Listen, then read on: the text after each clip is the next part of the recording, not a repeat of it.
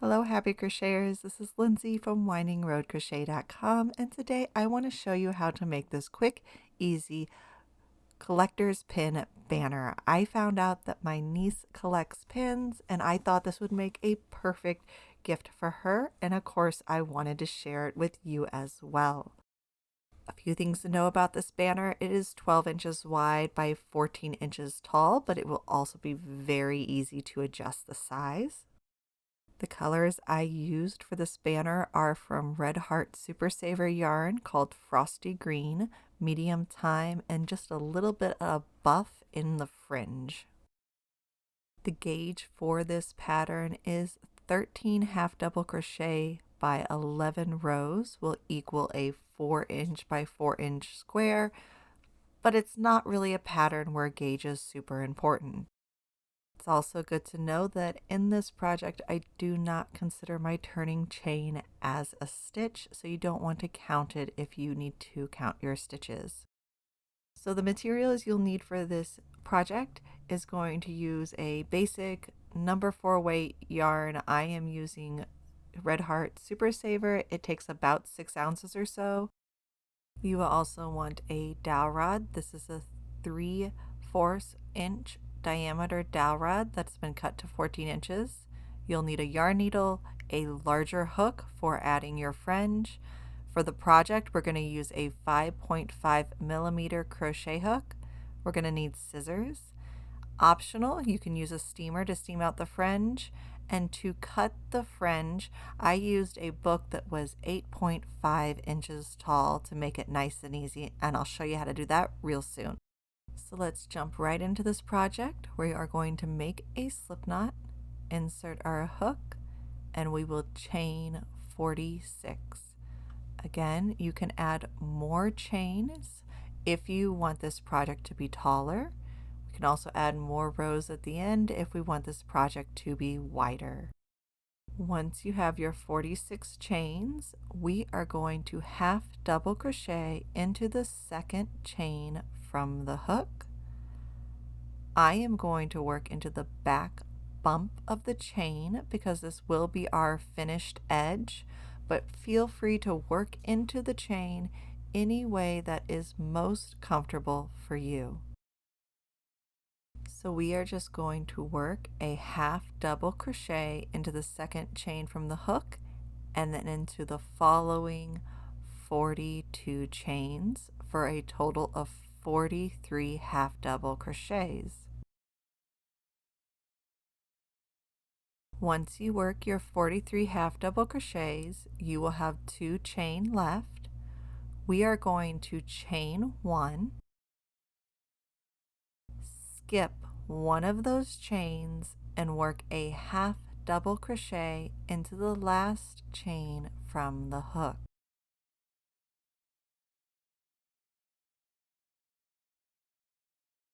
That's going to leave us a little hole that we will use later to add our fringe to.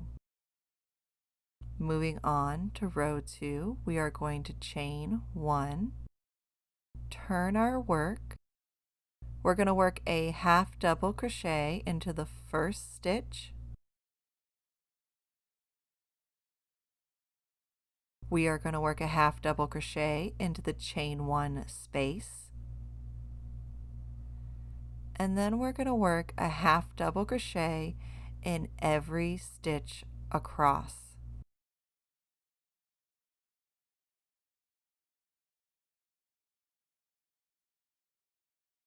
When we reach the end of row 2, we will just chain 1 and turn.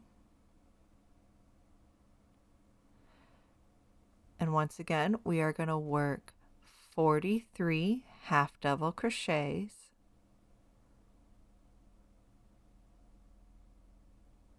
This will leave 2 stitches unworked at the end of the row.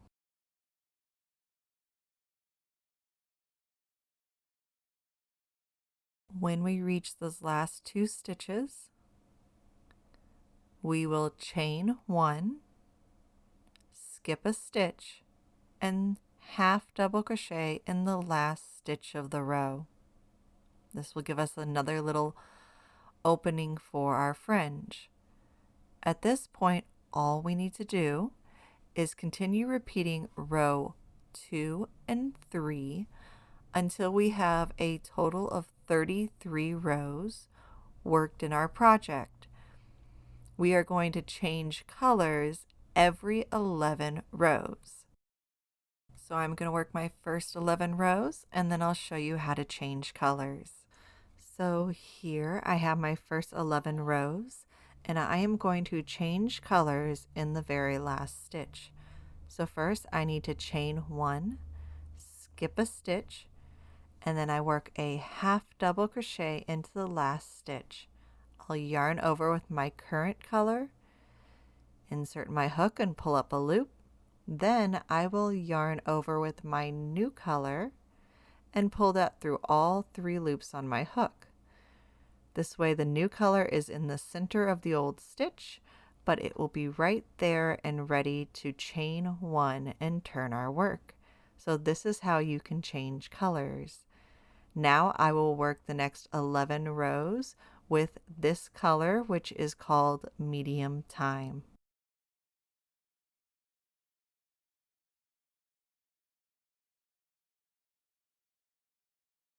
And here I have another 11 rows worked. I'm on the other side of my project and I'm going to change colors once again.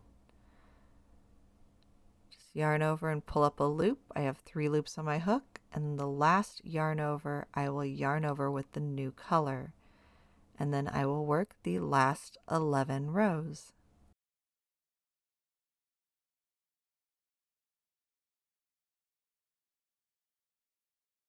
When I reach my 33rd row, I'm going to make one more opening. If you are making this wider, you would just want to work an odd number of rows so that you have a fringe right at the edge. So you can see all of my open loops. I'm going to take my yarn needle and weave in my end. This is partially because I can't find my scissors right now to fasten off. So I'm just going to take this yarn needle, I'm going to weave this dark colored yarn in up through my project and then back down to the edge. And I'll clip that yarn. I'm not super worried about my yarn ends for this project because I just don't see this project getting washed very often. Oh, and there's my scissors. So up at the top, we can fasten off, leaving about 6 inches to weave in. Just yarn over and pull through the loop. And that is how we fasten off. And then we will weave in all of our ends, and I'll show you how to add fringe to this project.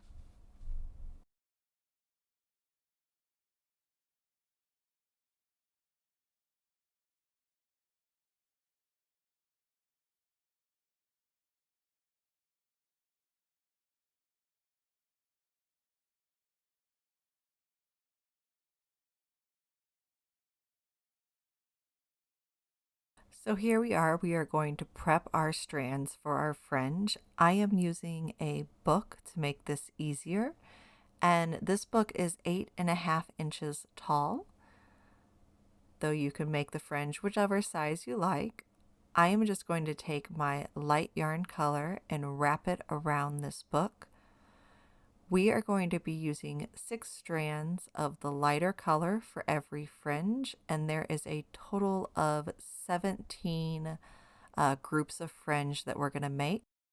That means you could wrap around this book about 102 times, though I confess that's a little bit too much. You might break it up into smaller portions, but you're just going to wrap around the book as many times as you like, and then we are going to clip one edge of our loops.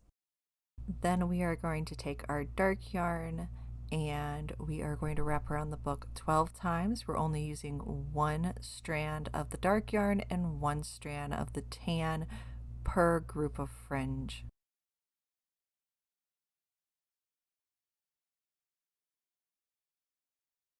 Once all of our fringe is prepared, we are going to take that larger hook. Mine is a size J, but if you got a larger one, go for that as well. It'll make the job easier. I have a group here, 1 strand of tan, 1 strand of dark green, 6 strands of the light green. I'm going to fold it in half so I create a loop in the middle. I'm going to go from the back side of my work up to the top of my work, loop that loop around my hook and pull it through the hole that we have created, but not all the way through, just until we have a big enough loop that we can get our fingers into. So again, coming from the underside up, we're going to put our fingers into this loop, grab all of the strands and pull them through the loop. Carefully tighten your fringe. And then sometimes some of the strands will be looser than others. So what I like to do is go ahead and just pull on 1 strand at a time, or 1 or 2 strands at a time, and gently tighten those strands. You don't want to pull them super tight. You really kind of want to look for which strands are loose and adjust them until all of the strands at the top, where it kind of looks like a knot, are the same tightness. Then you are just going to repeat this process for each hole that we have left at the bottom of our banner. Once all the fringe is complete, you have an option here. I do have a steamer, so I'm going to take everything and steam it before we trim the bottom edge.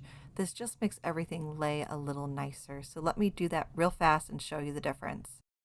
So here you have it all steamed, and you can see it does look just a little bit nicer, totally optional. But now I'm going to take my scissors and carefully cut along the bottom. I'm just doing this by eye, but a really nice way of doing this is to actually lay a piece of painter's tape along the strands and then cut along that. I've seen this done for a lot of weavings and it works really, really well, but I'm just going to do it by eye. As you see, I'm doing it on screen.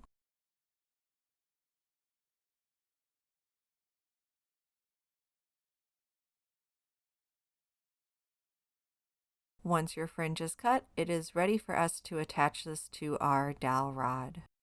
So all we're going to do is first make sure we're on the back side of our banner, place your dowel rod and pull the top 2 inches of your banner over the top of your dowel rod so the dowel rod is in the middle of the banner. Then we are going to take our yarn needle, and I did leave one of my yarn ends intact for the dark green. When we changed colors, I left a nice long yarn in. And all I'm going to do is whip stitch this green in place. And then I will change to the light color and whip stitch that in place as well.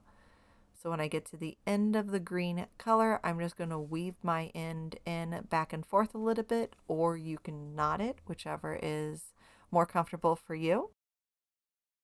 Once the dark green is ready to go, I'm just going to take the light green, weave the end back and forth a little bit, and then I will start whip stitching the green in place. When I reach the dark green section, I'm just going to weave in and out to get across to the light green again, and then continue whip stitching the green all the way until the end.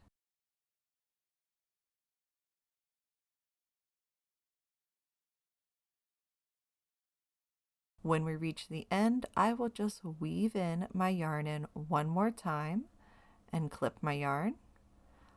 The last thing we need to do is pull a 20-ish inch strand of yarn, knot it on both sides of our dowel rod, and then our banner will be done. You can fill it with a lot of different pins and it makes a wonderful gift, something you can make for yourself or a wonderful gift to make for another person. And the best part is you can look at their room, ask them what the color they want, make it really custom to them. They can have a stripe in it. I did a stripe because Some pins are dark colors, some pins are light colored, but it's up to you. I hope you enjoyed the project and happy crocheting.